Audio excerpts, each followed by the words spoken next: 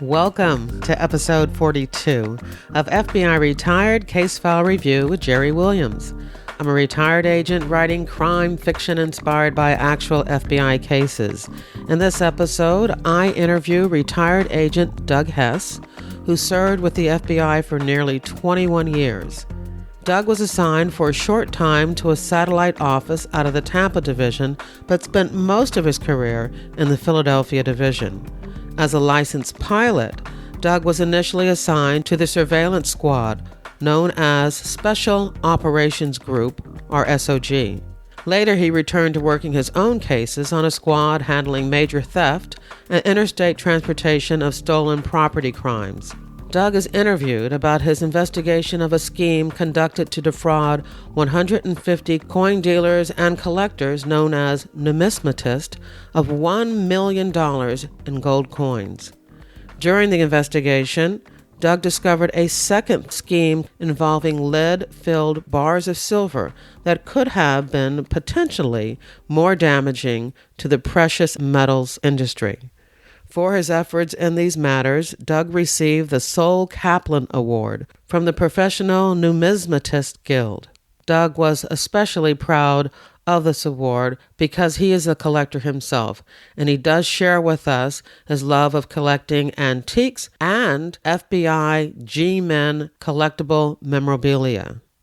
As a matter of fact, several years ago, he and another retired agent, Joe McQuillan, shared their love of collecting G-Men memorabilia with me, and we created a calendar to give away to friends and family. With their permission, I've updated that calendar, and for those of you who are already signed up for my newsletter, you received a PDF file for that calendar earlier this week. You can use that 26-page calendar as is, or you can print out as many copies as you would like. If you're not already a member of the FBI Retired True Crime Fiction newsletter, you can sign up for that and receive a PDF file of the 2017 FBI G-Men collectible calendar by simply signing up on my website. There is a place on the homepage in the sidebar and on the podcast page in the sidebar for you to do so. And of course, I have one last thing I must mention, and that's Pay to Play, my crime novel about a female FBI agent investigating corruption in the Philadelphia strip club industry. For those of you who have been reading and reviewing the novel, I want to say thank you. Now here's the show. Hi, everyone. I want to welcome my guest, Doug Hess. Hi, Doug. Hi, Jerry. I am really fascinated with this case that you're going to talk about because we actually used it as one of our, famous Philadelphia Division FBI cases when the FBI celebrated their 100th anniversary back in 2008. So it's going to be really interesting to talk about that. But before we get into the case, I really want everyone to know a little bit about you. So could you tell us when you joined the FBI and why you decided that you wanted to be a special agent? Well, I'd come out of the Air Force in 1978, and I was looking for another career path. And my dad had met a couple FBI agents and mentioned to them that I was looking for another career, and they got an application form back when you actually filled out a physical paper application. I think today you do everything online. And I filled it out, and I was academically qualified. I had gone to college, and I had some military experience. That made me eligible for the panel interview. Had the panel interview before 3 agents in the Philadelphia office, and I did okay with that. And then I was awarded the physical exam. I passed the physical exam and got my acceptance letter shortly thereafter and entered the Bureau in November of 1981. I went to the FBI Academy, 16 weeks, and graduated from the FBI Academy and came back to the Philadelphia office. Now, did you ever work any other division? Yes, I worked in Philadelphia for about 6 months on the applicant squad, which is a good place to start because it teaches you how to do interviews with people. And then I got transferred down to Tampa, Florida, I was in a small office, a four-man office in Lakeland, Florida, just outside Tampa. And I worked with four very experienced agents who took me under their wing and taught me a lot. It really helped me and helped me get off to a good start. And I was there for 2 years, worked a lot of good cases. And then the aviation coordinator from Philadelphia called me up and asked me if I wanted to come back to Philadelphia to fly for the Bureau, as I had my pilot's license. And I was glad to come home. I said yes. And sometime later, I got a letter transferring me back to Philadelphia to fly for the Bureau on the surveillance squad.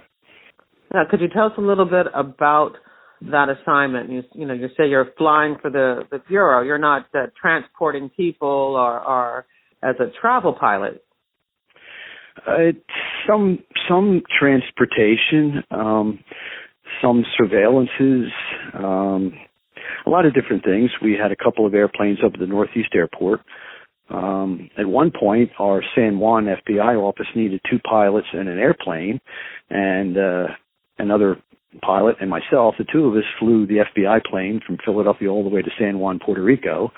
It was quite an adventure. Had to stop and refuel about 4 times on the way. And we worked down there for about a month working on the Machinteros terrorist organization, and then flew all the way back from Puerto Rico all the way back to Philadelphia. It was quite an adventure. That was when I was on what we called the Special Operations Group, SOG. We did a lot of surveillance, break-ins, wiretapping, things like that. And it was a great 5 years. I worked there for 5 years, and then I got transferred back into the Philadelphia office where I started working cases again. This is fascinating because, Doug, we have known each other for a very long time, and we would consider each other to be very good friends. Sure. I don't think I ever knew that you flew for the Bureau. Yeah, I was on the SOG for 5 years and worked a lot of good cases. In fact, I used the SOG for some of the biggest cases in the office. And we had 4 pilots on the squad and about 12 to 15 agents that would work in their cars. And we did a lot of surveillance, arrests, a lot of investigations. And we had an off-site. We'd go to a place, we called it the Cave. No one knew where it was. Not even the agents in the office knew where we were located. And we worked out of there under a fictitious company name. Go there every morning, and then from there we would get our assignments and move on from there. And, I knew it was you a great were experience. I knew you were on SOG, but I guess I probably did know at the time, but I had definitely forgotten that you were a pilot. So that's a very cool position or assignment in the FBI. Yeah, I really enjoyed it. It was a great experience. I feel privileged to have done it. All right. So when you left SOG and you came into the office, what squad were you on? I got transferred on to Squad 4. It turned out to be a great squad. They did a lot of great work, major theft, carjackings. At the time, they were doing some art theft cases and just a lot of really good work, doing a lot of interstate transportation and stolen property cases, trucking thefts, and really the squad was doing a lot of good work. And so that's where you were when you began this case involving the gold coins and the silver bars. This case was initially assigned to another agent who did a great job getting it started, but then it sort of floundered for a while because there wasn't any real hard evidence. There was no smoking gun, and it was a very confusing case, but the agent that was assigned the case got injured and was out of commission for about 6 weeks, so they reassigned it to me, and I took an interest in it, and I collected coins when I was a kid, and I was kind of interested in the case, and I found a few things that sent up red flags to me to indicate to me that there was an actual crime, and so I took the case and ran with it.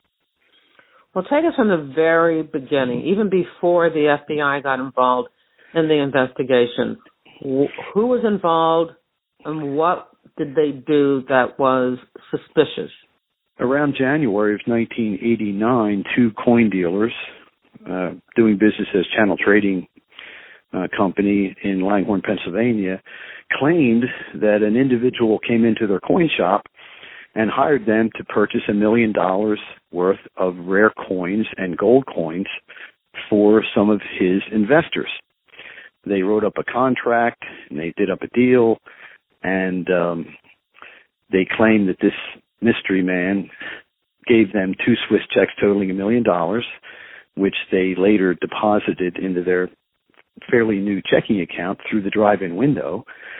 And then they flew to a large coin show in Orlando, Florida, where they went around the show and purchased about $1 million in coins from about 150 coin dealers. All right, so you said they operate this company called Channel Trading Company. Exactly. Yes. What is that? What was that? And what did they do? Well, they're coin dealers. They deal in coins and precious metals. And they buy and sell coins and precious metals, gold bars, silver bars, anything of value. In fact, just about anything of value. In fact, prior to this case, George had gotten in trouble for receiving George Washington's leather wallet, which had been stolen. And George got caught with it. The police confiscated it and took it back. That was another Stolen thing. From where? It's some museum. It was a museum somewhere, I believe, in New York. I can't recall exactly. But George got caught with the wallet, and they just confiscated the wallet. But when I found that out, it was one more piece of the puzzle to make me think that George is kind of a wheeler dealer and involved in stolen property, stolen merchandise. But they had this coin business in Langhorne, Pennsylvania, and they were legitimate coin dealers as well. And then you talked about them going to some coin show in Florida. Could you tell me a little bit more about that? Yes, every year there's a called the Fun Show, the Florida United Numismatic Coin Show. They have it in different cities. That particular year, in 1989, they had it in Orlando, Florida, and Funkhauser and Schwartz flew to Orlando because there are hundreds and hundreds of dealers at the coin show, and that's where they purchased the coins. They purchased about 50% in gold bullion coins, which are coins that are valuable strictly because of their gold content, and about 50% of the coins were actually numismatic coins that are valuable because of the date or their rarity of the coin and the condition. Schwartz was more into the numismatic coins, and George Funkhauser was more into the gold bullion coins. That was something else that piqued our interest a little bit. The types of coins that were actually taken, were actually purchased, kind of fit the type of business that they were in personally, even though they claimed that they had purchased the coins for another investor. They actually bought the kind of coins that they would be mostly interested in themselves. Yeah, that is one of those little clues, one of those things that make you say, Right. When they came back, all of their checks bounced because the Swiss checks that they deposited into their new checking account were counterfeit. And they claimed they would have just given the coins back to the rightful owners, but they claimed that when they got back to the Philadelphia airport and walked to their car, they got robbed by 2 men with ski masks. And what really happened was they had 2 associates, a wife and a girlfriend, come to the airport, take the coins, take them back home, and then the 2 subjects, George Funkhauser and Brian Schwartz, called the police, dialed 911, handcuffed themselves together and to the back of the car, and claimed that they were robbed at gunpoint. It sounds like then this was like premeditated. Jerry, that's exactly right. They knew all along that they'd be able to keep the coins because they claimed that they had been robbed of the coins. And when the police arrived, brought them back to the police station and interviewed them, they really didn't believe them. And their demeanor and their attitude about the whole case just made the police feel like they were making up a story. We got involved because it involved in an interstate aspect, the depositing of bad checks into a bank and the transportation from Orlando, Florida back to Philadelphia, and that's how we got involved. Well, why didn't they think that I'm kind of confused because, even if the coins were stolen, they didn't have to give them back. Didn't they realize that they still could be charged criminally with giving the fake checks in exchange for the coins? They were claiming that they believed the 2 Swiss checks that this mysterious man named Michael Garrett gave them, they say they believed that those checks were good. And so they believed that the checks they wrote out to purchase the coins were good. So they had no criminal intent, and that's their story. And like I said, they said that they would return the coins to the rightful owners, but lo and behold, when they got back to the Philadelphia airport, they got robbed. And the first thing I noticed when I got the case was the thing that really gave me the impression that it was a scam, was that I noticed out of the 150 coin dealers that they bought from, they didn't buy from any of their friends. I mean, these guys are coin dealers for years, very well known in the industry, and they didn't purchase from any of their friends, and they didn't purchase from anybody local. And so, in fact, some of their associates and friends who were coin dealers came up to them at the show and said, "Hey, I hear you're buying a lot of coins. How come you're not buying anything from me?" And they avoided buying from their friends and associates because they knew they'd be, cheating them and cheating them out of the money. So that was the first thing that sent up a red flag. And then when I started interviewing people, they didn't seem very cooperative. It was like pulling teeth when I started interviewing the 2 subjects and the wife and the girlfriend and a couple of associates. I just got a bad feeling. And we knew it was a scam from the start, but it's tough to prove because we had to prove a negative. I had to prove that something didn't happen. I had to prove that they did not get robbed. And that's pretty tough to do. Yeah, I guess if that were to happen now, it would be a little easier because there's cameras everywhere. But back then, in the late 1980s, you didn't have that type of video surveillance in the airport parking lot. That's correct. We had no surveillance photography at all to help us. Just the photographs that the police took when they got to the airport. And I also thought it was unusual that this Michael Garrett would set up a robbery like that. I mean, how would he know when they were coming back from the show? How would he know where they parked? That sort of thing. It just, when I put it all together, it just didn't make sense. So what they were saying was the same person that had given them, or allegedly given them, these 2 fake Swiss bank checks was the same person who had orchestrated them being robbed when they returned. That's correct. And of course, that person doesn't exist. But yes, that's correct. All right. So you're doing your interviews, you're talking to different people, and you're coming up with the same feeling that this is fake, this is bogus.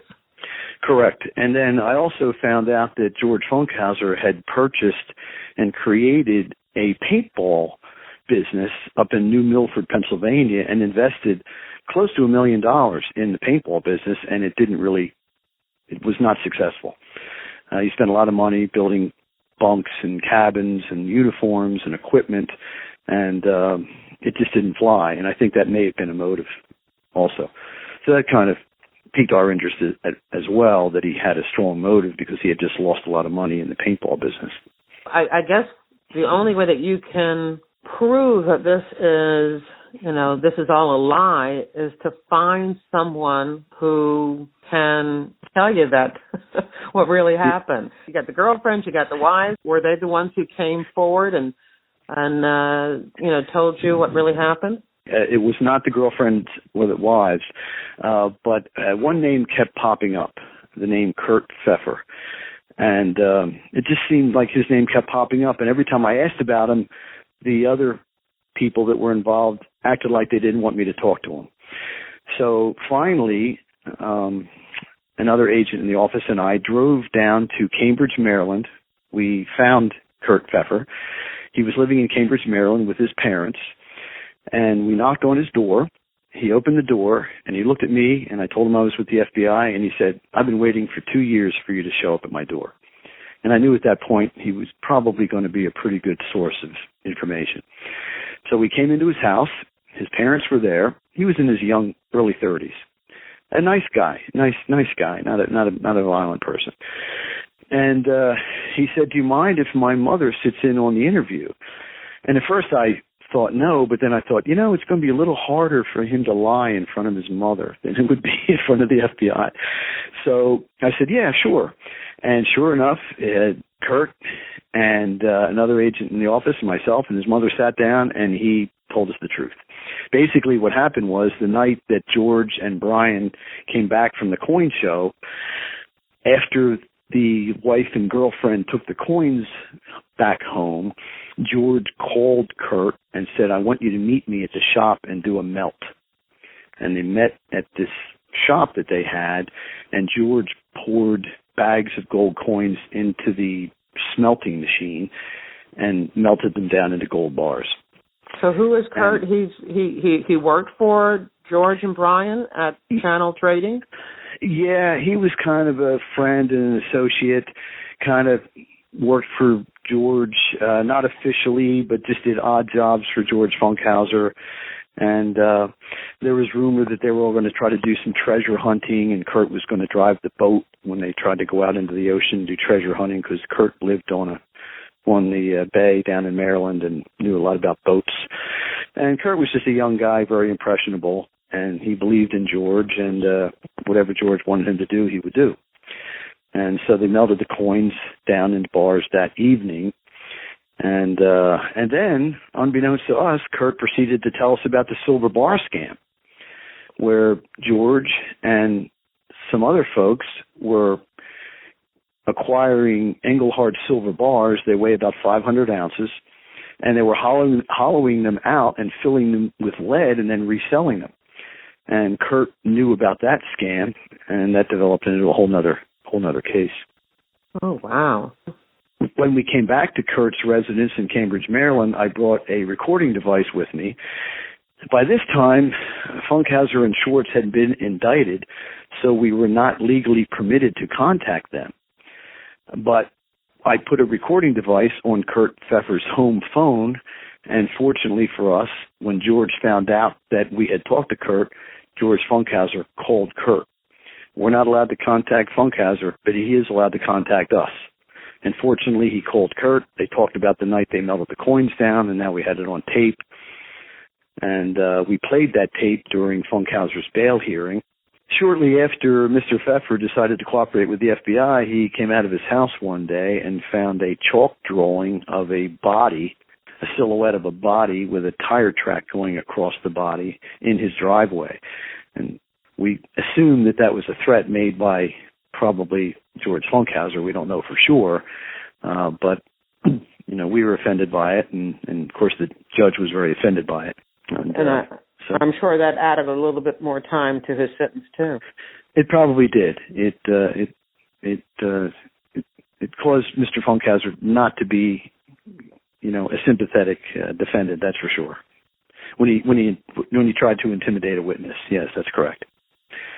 He had hired A. Charles Peruto as his attorney, the father, and excellent. A very attorney. Famous attorney in the Philadelphia area. Yes.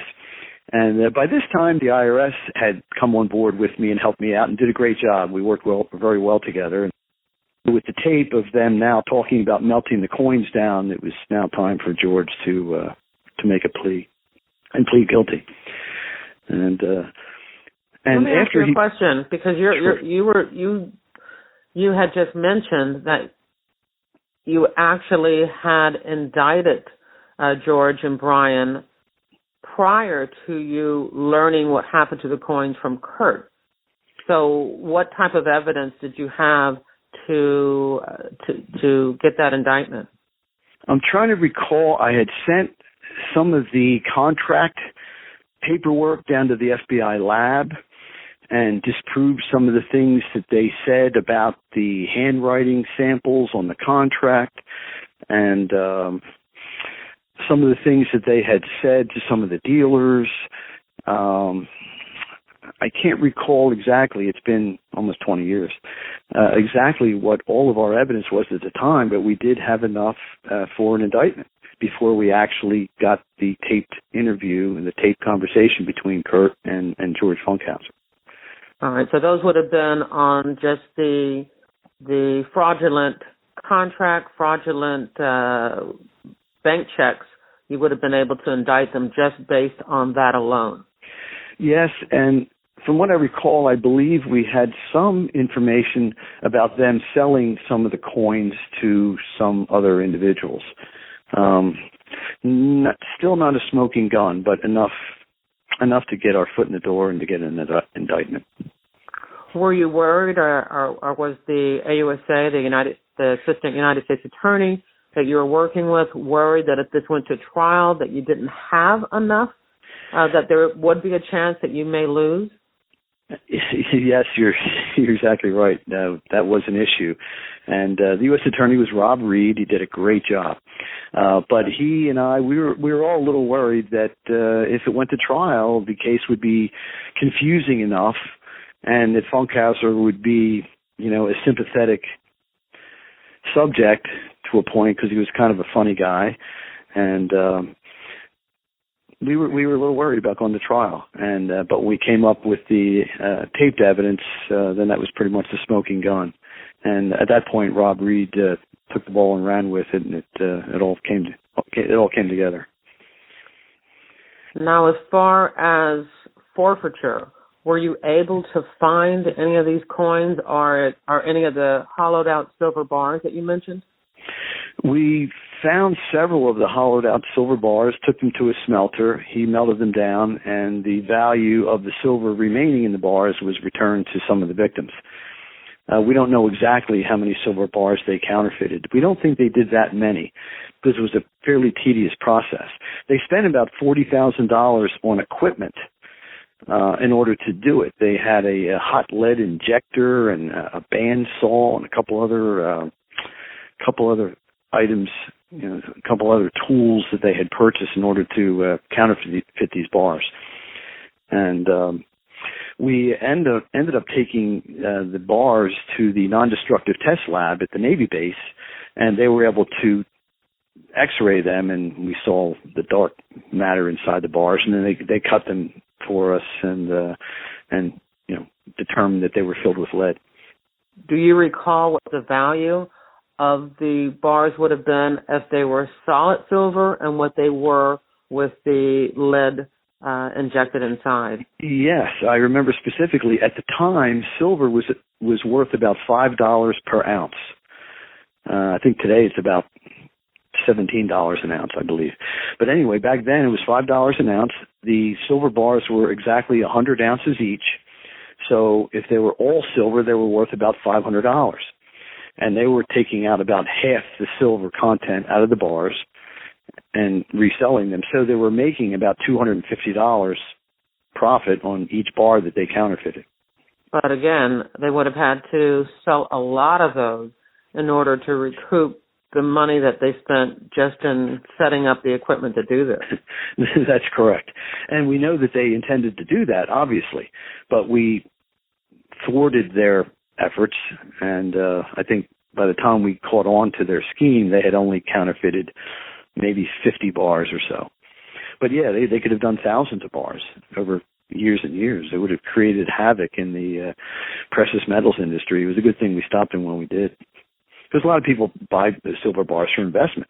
Some people will buy 100, 200 bars and put them away and not touch them for years and years and years, only to find out maybe 20 years down the road that they're fake. So we went up to Carteret, to the Engelhard company who actually makes the bars in Carteret, New Jersey, and showed them the bars, and they were impressed. I mean, they weighed them, they looked at them, and they really couldn't tell the counterfeit altered bars from the real ones. They did a good job, altering the bars. Yeah, and you were able to give me a picture of one of those bars cut in half. It's pretty fascinating to see. I'll make sure that I include that with this episode's show notes so that people can have a chance to look at that bar and see exactly what we're talking about. Yeah, the bars were amazing. When we finally cut them open and saw how they were filled with lead, it was kind of fascinating. They put a lot of effort into it.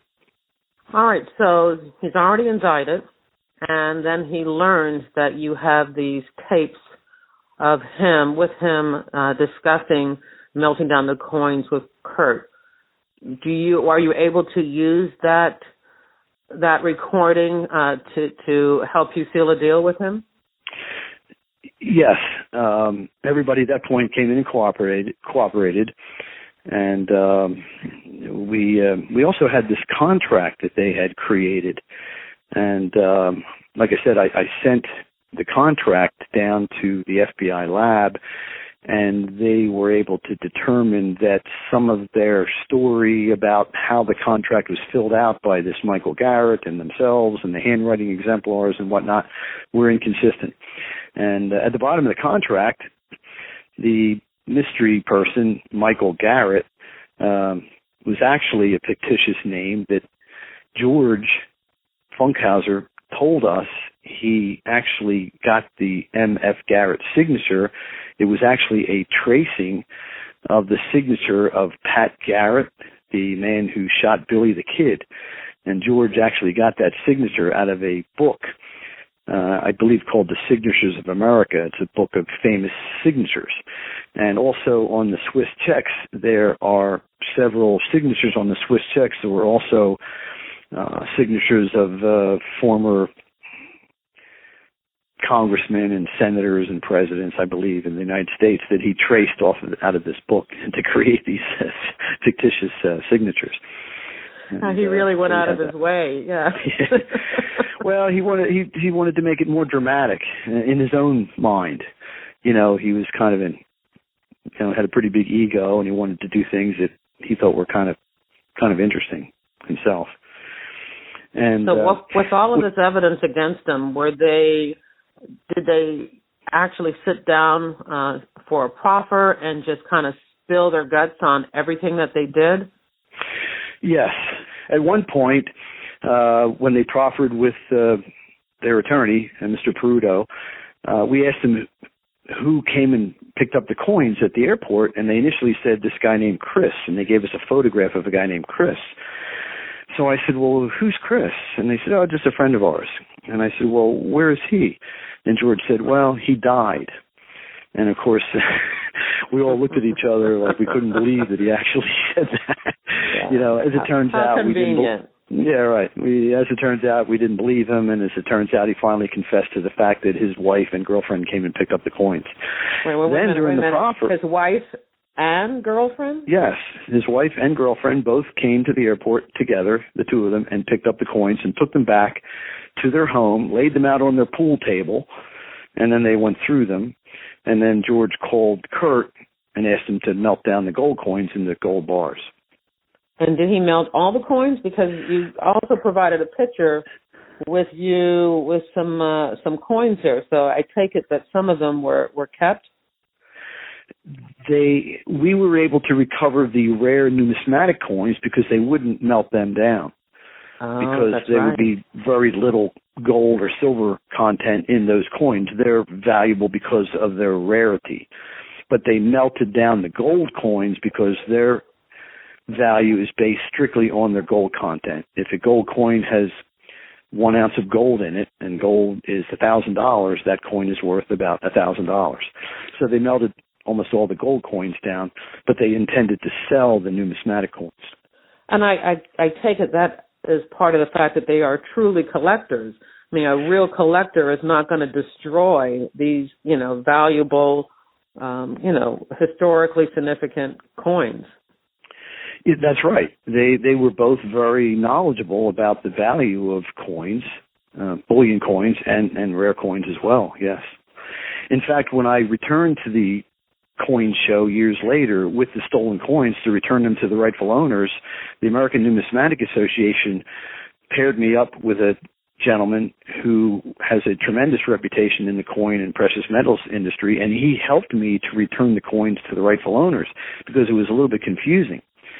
I know a little bit about coins, but not that much. I had one coin that was worth $20,000 for one coin, and I was trying to distribute the coins to the rightful owners, and this coin expert helped me to do that, and fortunately, it worked out well. His reputation was so good that when I distributed the coins back to the dealers, they were very satisfied that they were really their coins and that it was done fairly and very efficiently.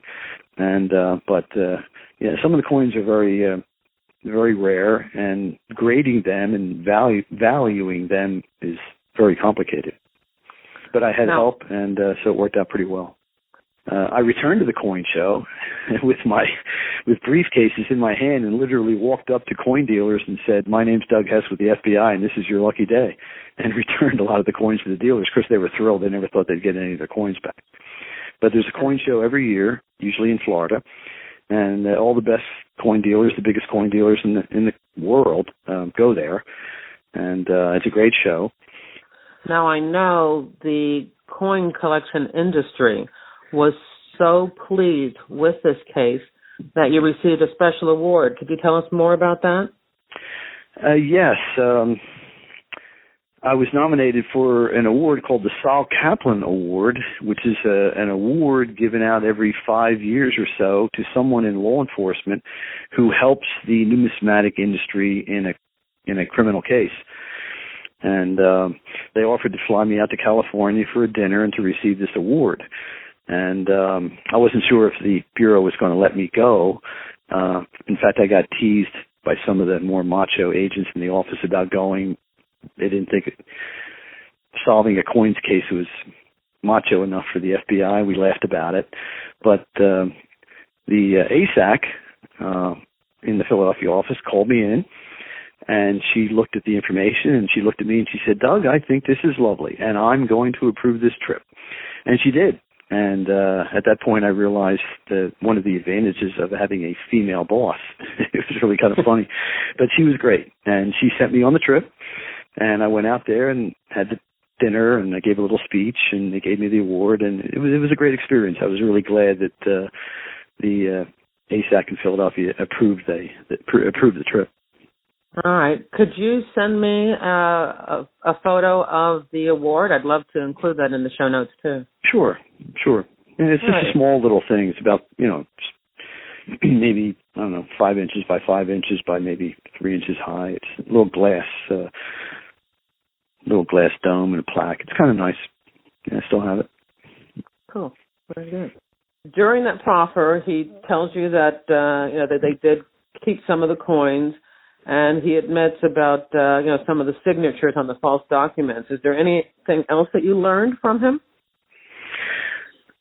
Well, the pre-sentence investigators have to know about the subject's money coming in, money going out, money he's collecting because he's going to go to jail.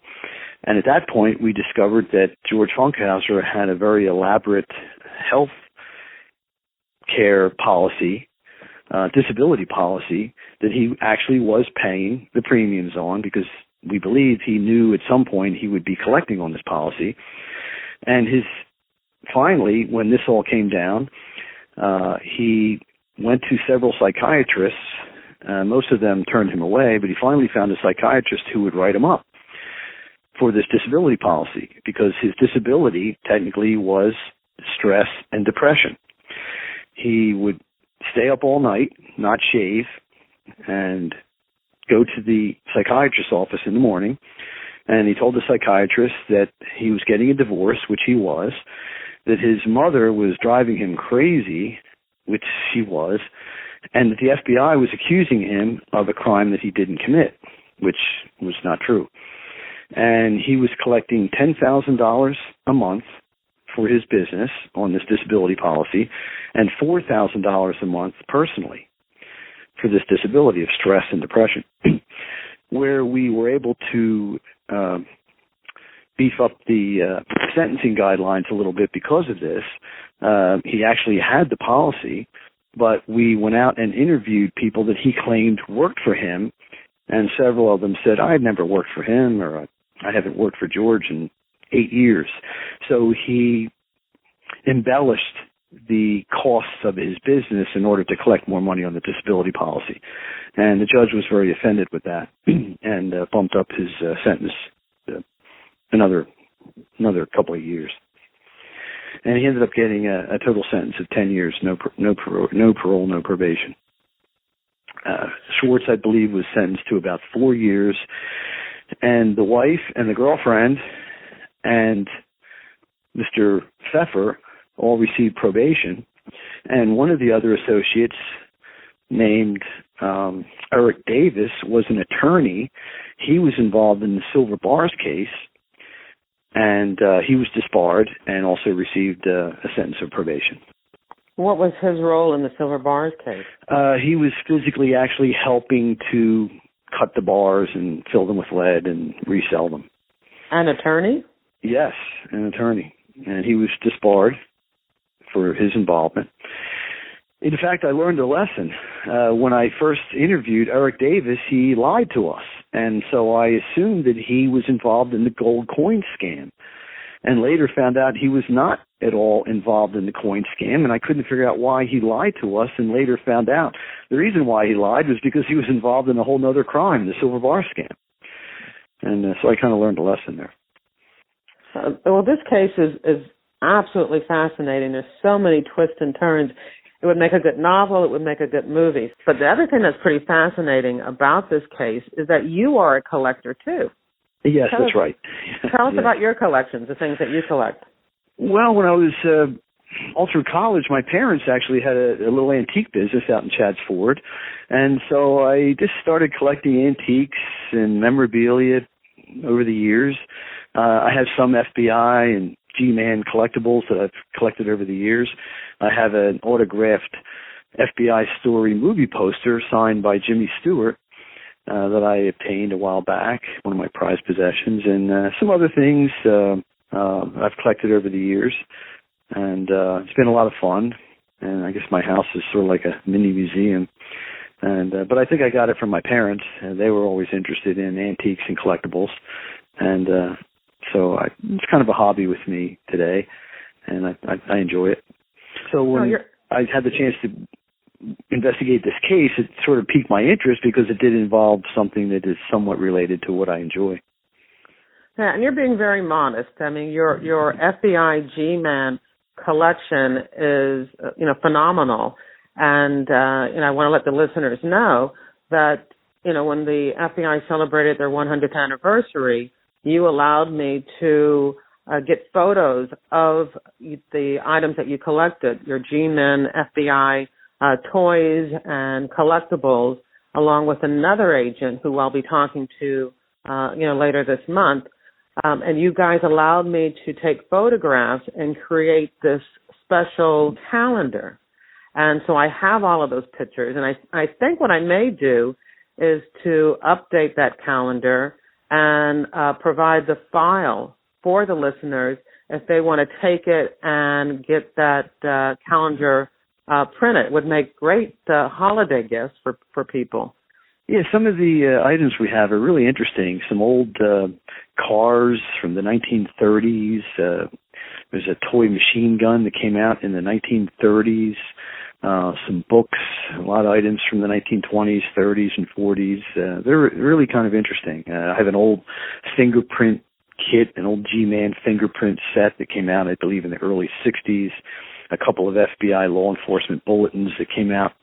I have one here dated December 1935. And some of the stuff's pretty interesting. It's been a lot of fun. Well, if it's okay with you, then I think what I may do is then update that calendar, and I'd love to be able to, let the listeners take a look at some of those photos, because I know I found them just fascinating. Yeah, sure, anytime. I'd be glad to do it. Okay, very good. All right, so when did you retire, and what are you doing now? Well, I retired. I actually had my paperwork all ready to hand in at one point, and then the World Trade Center was attacked. So I stayed in the Bureau for another year. And actually, my supervisor sent me up to New York after the attack. I was up there for about a month, just doing interviews and working on that case. And actually, it was the best time to be in the Bureau because everyone was very cooperative right after the 9/11 attack. I retired in May of 2002. And I have my private investigator's license, and I keep that active. And I do not many jobs, but if something really interests me, like a major theft, I'll get involved. And most of the time I end up talking to people and just talking to them over the phone, giving them some advice and not charging them anything for it. I did go down to Florida, of all places, and assist with a major coin theft that occurred, where a coin dealer was victimized by several people just outside the Peabody Hotel in Orlando, Florida. And went down to Florida and did several interviews, but we didn't find out about the theft until about a month afterwards, and so we were not able to recover any of the coins. They were long gone by then. But I've worked a couple of small theft cases. I spend a lot of time going to the gym. I work out. I volunteer one day a week at a physical therapy rehab hospital in Malvern, and play a little golf, a little tennis, spend time with my friends. I'm kind of a movie buff, and still tinker around with the antiques a little bit. And that's about what I do. Okay. Well, if I ask you to kind of sum up your career and what you think of your career and the FBI today, what would you say? It's probably one of the best things that happened to me and my family. I know my parents were thrilled when I got into the FBI, and it's been terrific. It gave me the chance to work with some great people, yourself included, and it's just been great. I really I wouldn't change a thing. It was a great career, and worked a lot of great cases, and I feel privileged to have been able to have that kind of a career. I really feel that it's been a real blessing. I would recommend it to anyone. If I had a daughter or a son and they wanted to get into the FBI, I would be thrilled. I think it's a great organization, and I really feel like I was privileged to be a part of it. And that's the end of the interview. As always, back at jerrywilliams.com, I have photos of Doug, of the gold coins, of the silver bars filled with lead. You definitely want to check those photos out. I also have links to newspaper articles providing a little bit more detail about the investigation and that Saul Kaplan Award that Doug received. If you enjoyed the interview, I want to encourage you to share it with your friends, family, and associates. I make it easy for you. At the bottom of the episode show notes, you'll find all the social media share buttons. I also want to remind you that photos of Doug's collection are a part of the 2017 FBI G-Men collectible calendar that I'm giving away free to members of my FBI Retired True Crime Fiction newsletter. And so you can find that on my website, on the homepage, and on the podcast page. I have no crime fiction recommendation for you this week. I'm in the middle of a very, very good novel that I'll talk about next week. So I guess this week my recommendation is my own novel, Pay to Play, available at Amazon.com, an ebook and trade paperback. This episode was sponsored by FBIRetired.com, the only online directory made available to the general public featuring retired FBI agents and analysts interested in showcasing their skills to secure business opportunities. I want to thank you for listening, and I hope you come back again for another episode of FBI Retired Case File Review with Jerry Williams. Thank you.